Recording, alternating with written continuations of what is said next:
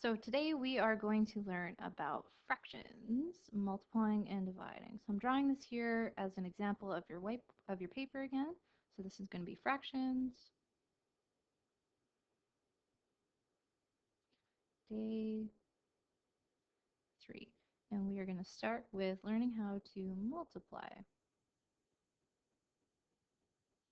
fractions. And the nice thing about multiplying fractions is that there are two rules, and they're very easy rules to follow. Is that numerators multiply with numerators, and denominators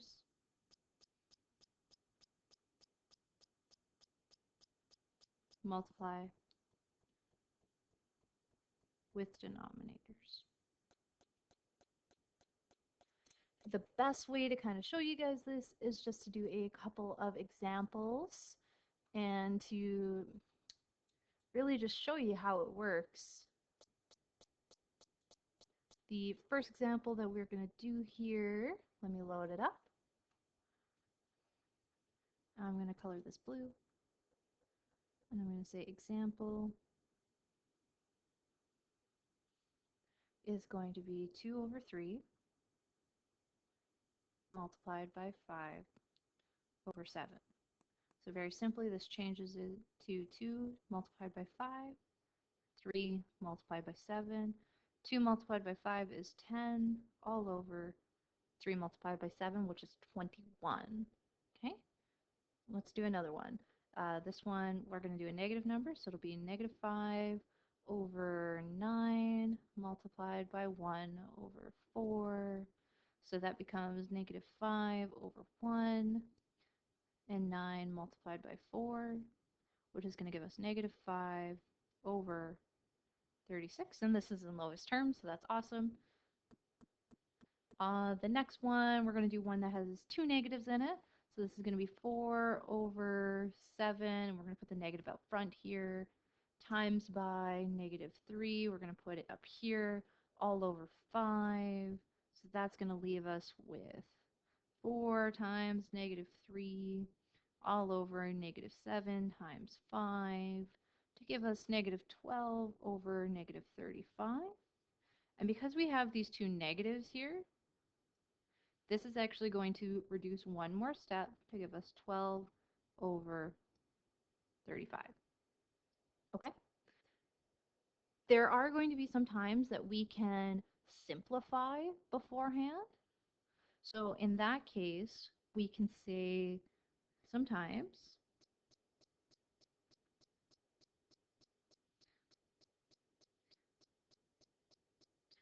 we can, let's say, simplify before, scroll down a bit, extend the page a bit. Oh, geez, don't love that. Let's go back a bit. Before we multiply. I have multiply written in red because we can only do that when we multiply. So let's see a couple examples of that. The first one that we're going to do, let's say, is going to be 2 times 7, 2 over 7 times 5 over 8.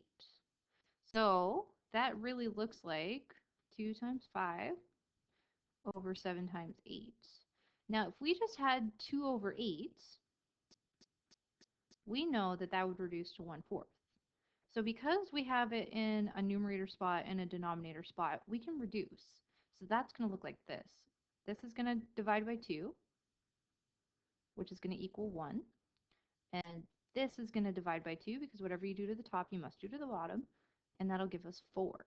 So we can rewrite this to look at 1 times 5 over, I'm going to put a little equal sign here, 7 times 4 to give us 5 over 28. And the nice thing about reducing before you multiply is that a lot of the times you're going to end up with your final answer being in lowest terms. Let's do one more. So this would be 5 over 12 times 3 over 20. So if we rewrite this, 5 times 3 over 12 times 20, I see that I can reduce by a 5 here to give me a 1, and a 5 here to give me a 4. And that's the thing, it has to be done in pairs. So let's do this next one in green so we can see that it's being done in pairs. I can reduce by 3 right here, that'll give me a 1. I can reduce by 3 right here, which also gives me a 1. So this whole thing changes to 1 times 1 over 4 times 4, which equals to 1 over 16. So that way you can reduce both sides. Let's do division. So I'm going to call this dividing fractions. We're going to give it a little squiggle. And the nice thing is that in dividing fractions, when we divide fractions,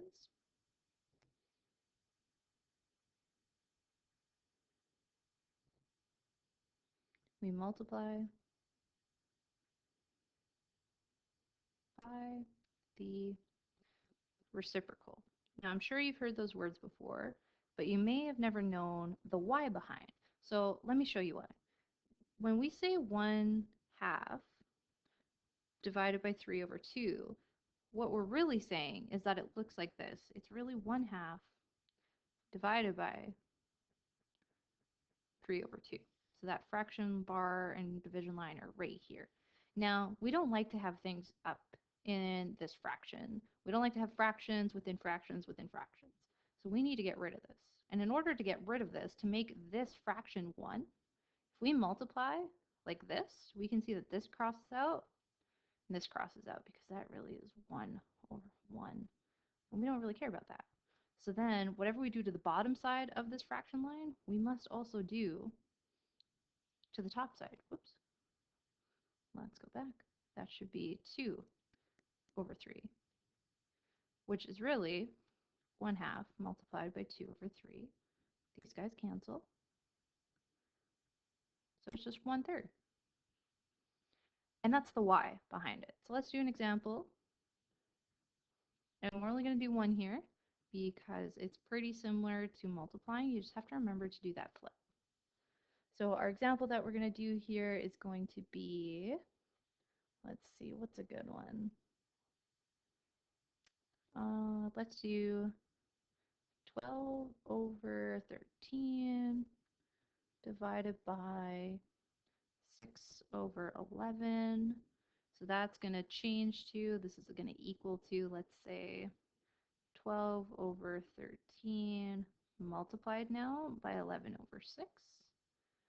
And we can see that we can reduce here for a 2 and reduce here for a 1. So 2 times 11 is 22, and 13 times 1 gives me 13. And that's it. Make sure to go over and do your math journal and to do the practice questions. Let me know if you have any questions while you're at home.